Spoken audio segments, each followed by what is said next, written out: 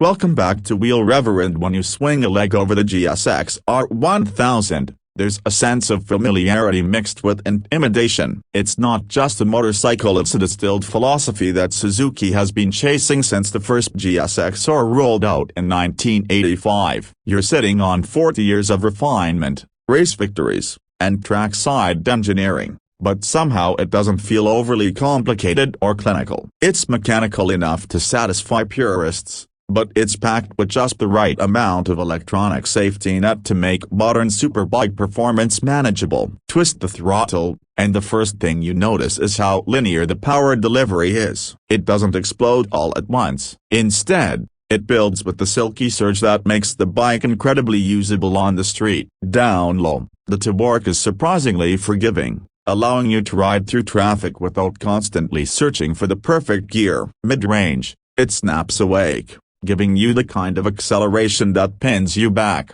and when you reach that screaming red line, the bike turns into a missile. The variable valve timing system plays a huge part in these. There's no dramatic hole in the power band, just relentless thrust from idle to limiter. Handling is where the GSXR1000 really earns its reputation. The chassis feels tight but not twitchy. At city speeds, it's easy to maneuver, but on open roads or a racetrack, the precision sharpens. Tip into a corner, and the front end communicates clearly, telling you exactly where the grip is. That show suspension on the base bike is already well sorted, but the R's balance-free forks make a noticeable difference if you're chasing lap times or carving mountain passes. The brakes are another highlight, with Brembo bite that feels strong yet progressive. It's the kind of setup that gives you confidence to trail brake deeper than you thought possible, lap after lap, without fade. Suzuki's ABS system is there in the background, but it rarely intrudes unless you're pushing into sketchy territory. On longer rides,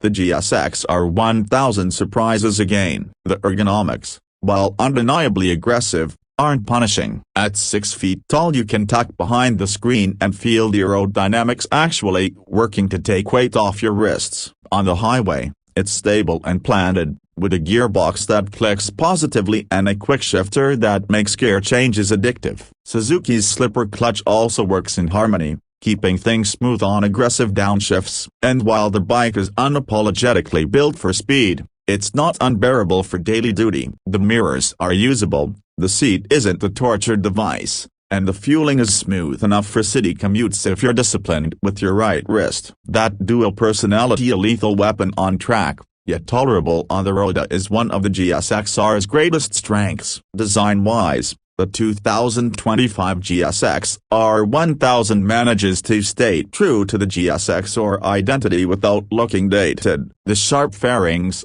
the narrow bodywork, and the aggressive stance make it look like it's already doing 150 miles per hour even when parked. New color options like metallic matte black with red accents or the heritage-inspired RZ livery stand out instantly. Details like the LED headlamp cluster and sculpted tank add to the sense that this machine has been sculpted as much by wind tunnels as by designer's pens. It looks mean, it looks fast, and that's exactly what GSXR fans expect. Another angle to consider is ownership. Suzuki has built a reputation for bulletproof engines, and the GSXR is no exception. Maintenance intervals are sensible, parts are widely available, and forums are packed with riders praising its reliability. That gives buyers peace of mind. This isn't a high-strung race bike that requires endless tinkering. It's something you can ride hard, track often, and still count on to start every morning. Insurance and running costs are in line with rivals,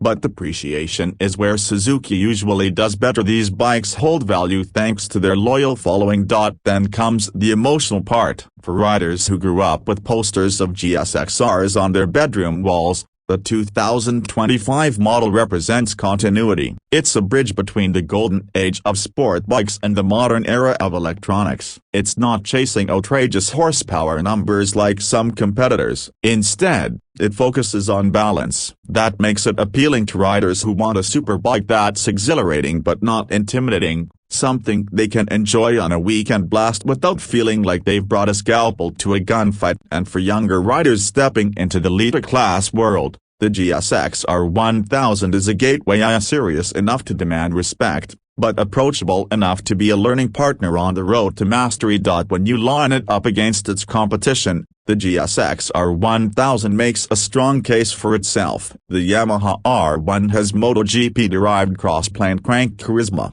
the Kawasaki ZX-10R has Superbike championship credentials, and Honda's CBR1000RR remains the friendliest all-rounder. The Suzuki, though, strikes a rare middle ground. It's fast without being fragile, advanced without being overcomplicated, and priced just right to undercut or match its biggest rivals. At around $16.5 for the base model, it's accessible compared to some European exotica. Step up to the R or RZ, and you get near track-ready performance for under $19, a figure that makes Ducati and BMW owners glance nervously at their receipts.